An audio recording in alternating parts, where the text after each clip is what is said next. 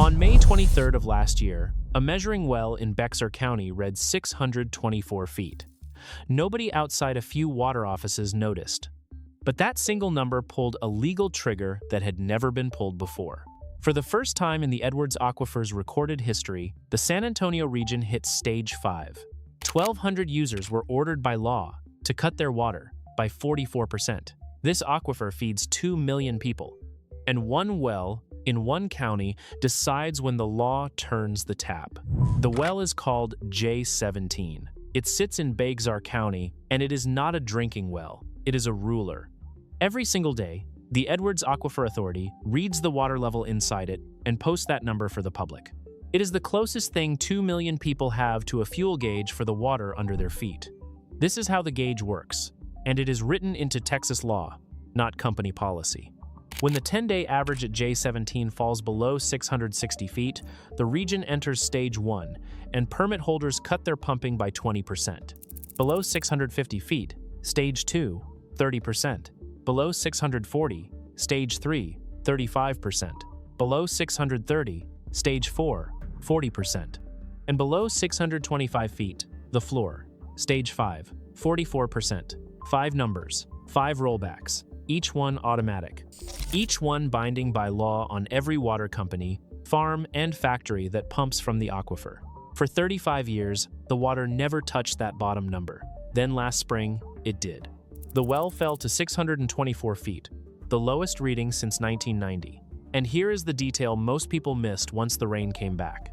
The San Antonio side of the aquifer has come back up.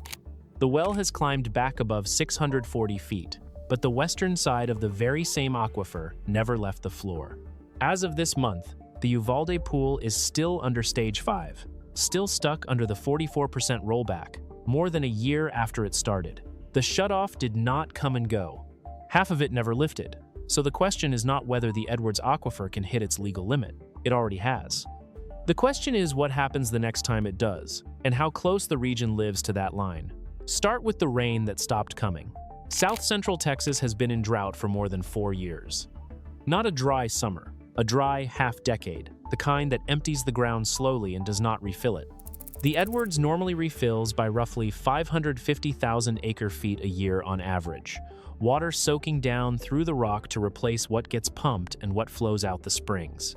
Through the heart of this drought, the storms have not come close to keeping that account full. The slide did not happen all at once.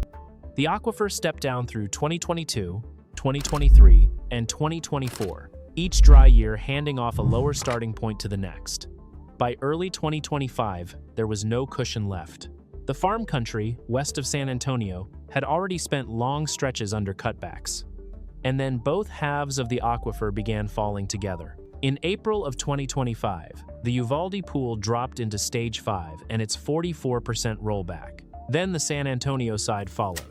On May 23, 2025, the 10-day average at J17 dropped below 625 feet, and the San Antonio pool hit Stage 5 for the first time ever. More than 1,200 permit holders got the order to roll back how much they pump by 44%. The all-time low for J17 is 612 feet, set back in 1956. Last spring, the region came within 12 feet of matching the worst it has ever seen. And the well kept sliding through the summer, holding near the floor for months while the region waited for a storm big enough to matter.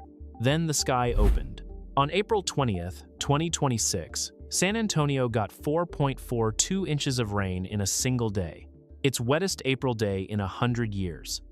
The well jumped from 626.7 feet to 632.8 feet, the highest it had been in 7 months. And even after that soaking, it was still more than 32 feet below where the aquifer normally sits in April. One historic storm did not erase 4 years of shortfall. It barely dented it. On April 26, 2026, the San Antonio pool stepped back from Stage 4 to Stage 3. As of July 7, 2026, J17 reads 642.5 feet on the 10-day average, which is Stage 2.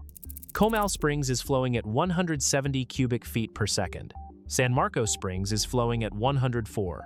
Read those last 2 numbers again, because they are the ones that really matter. The well level is only half the trigger. The springs are the other half. And that is where this story stops being about San Antonio's lawn watering and becomes something much larger. Now, pull back from the well and look at the whole system.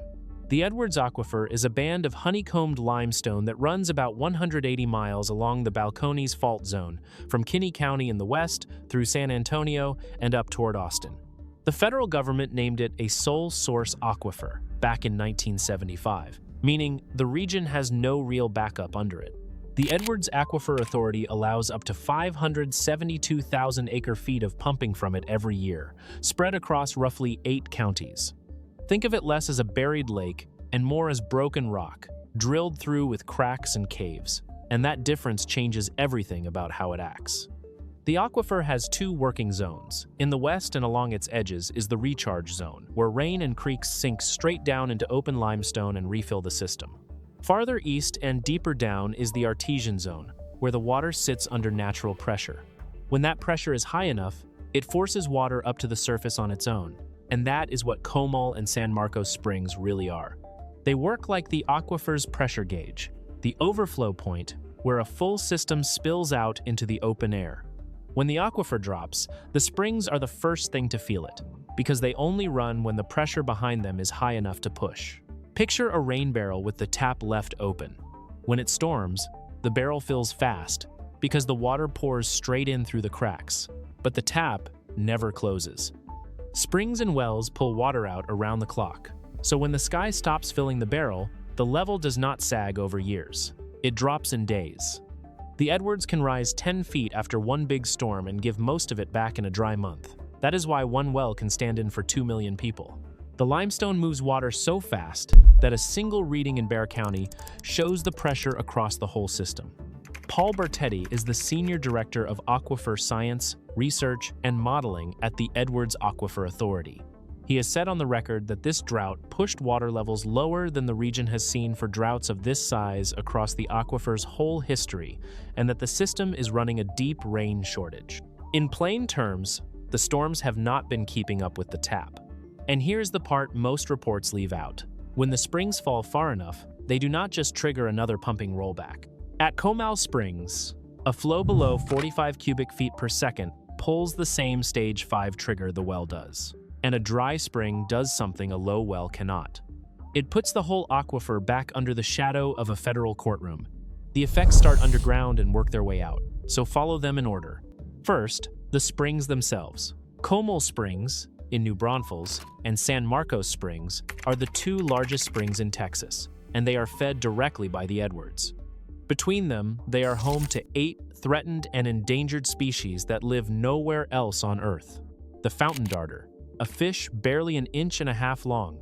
The Texas blind salamander, which lives its whole life in the dark water inside the aquifer and never grows working eyes because it never sees light. The San Marcos salamander. Texas wild rice, a grass that grows wild in exactly 1 river on the planet, and a handful of tiny beetles and amphipods almost nobody has ever heard of. Every one of them depends on the springs, never stopping. Second, the spring towns. San Marcos Springs feeds the San Marcos River, which runs straight through a city of about 70,000 people and a university, Texas State, that had more than 44,000 students last fall. Comal Springs is the reason New Braunfels grew into the tourist town it is, feeding the Comal River and drawing millions of tubers and visitors a year. When the spring flow drops, the clear water those towns live on drops with it. Third, the farms. The Uvalde Pool is farm country, and it has been living under the deepest legal rollback the system has, the 44% cut, since April of 2025. That is over a year without relief. A row crop farmer does not get to make a plant 44% less thirsty. They leave fields empty instead, or they watch the harvest shrink and eat the loss. That cut is not a warning. It is already the bill. And it lands hardest on the people with the least room to take the hit, the growers whose whole business depends on pulling water from the ground in the driest corner of the region. None of this came as a surprise. For months before the San Antonio pool crossed the line, water officials had stood up at public meetings and said plainly that if the drought held, Stage 5 was coming. They were right. The system did exactly what the law said it would do, on schedule, in front of everyone.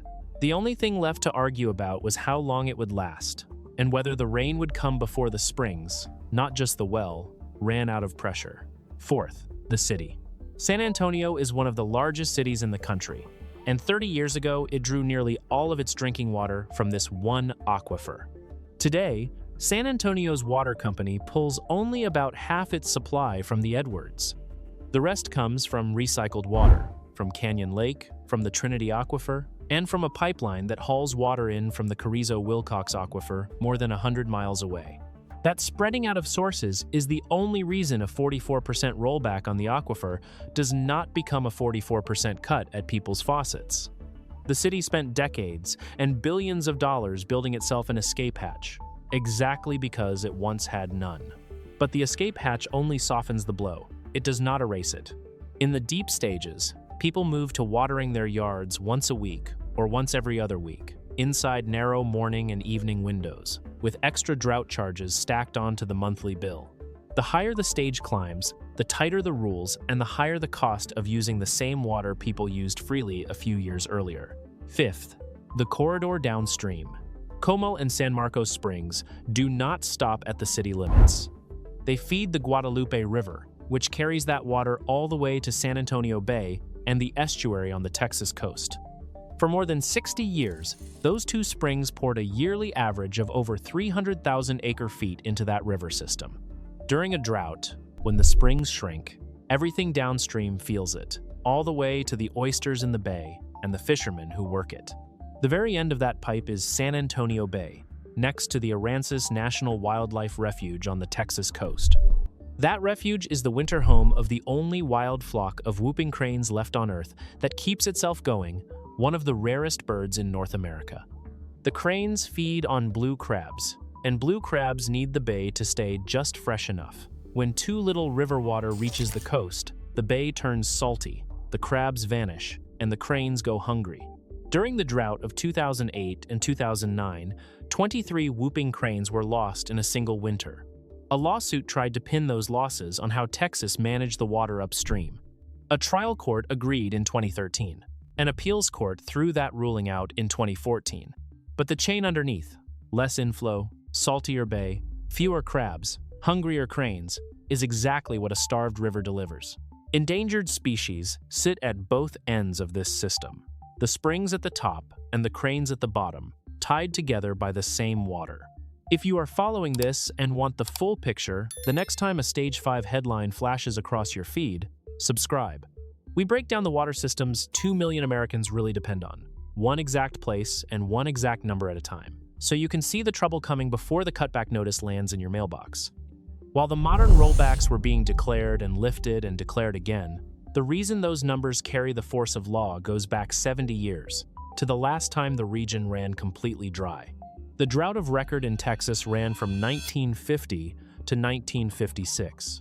It is still the worst dry stretch the state has on paper.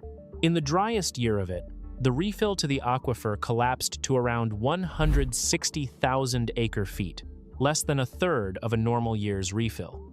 And in 1956, at the very bottom, Comal Springs, the largest spring in Texas, stopped flowing completely. For roughly 144 days, about 5 months, springs that had run for thousands of years went silent. It is the only time in recorded history that has ever happened. That silence devastated the spring habitat and pushed the species that live there toward extinction.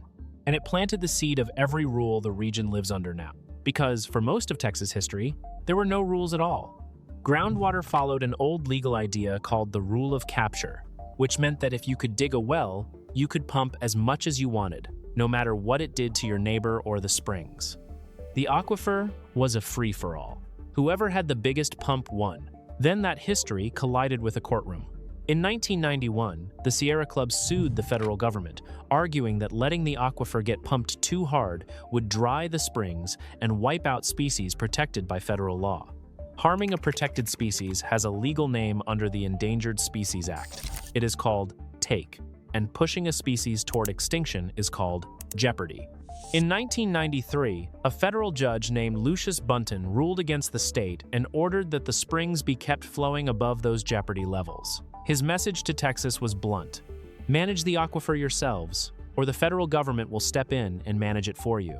That is the real legal shutoff buried under the Stage 5 headlines. The pumping rollbacks the region uses today exist because the other option was a federal judge taking control of the water supply for 2 million people.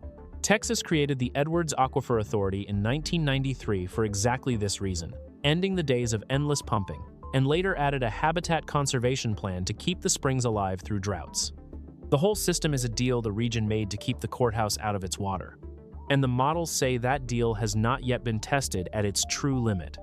In 2007, state water planners ran the numbers on what a repeat of the 1950s drought of record would do under today's rules. Their answer was grim. In a modern replay of the worst drought on record, Comal springs could stop flowing for as long as 30 months. In 1956, the springs went dry for 5. The math says a repeat could keep them dry for more than 5 times as long, with far more people now living on top of the aquifer than lived there back then. So the region is not bracing for a danger that might come someday. It already lives in the gap between the 5 months that happened in 1956 and the 30 months the models say could come next, which leaves a stack of questions nobody can fully answer yet.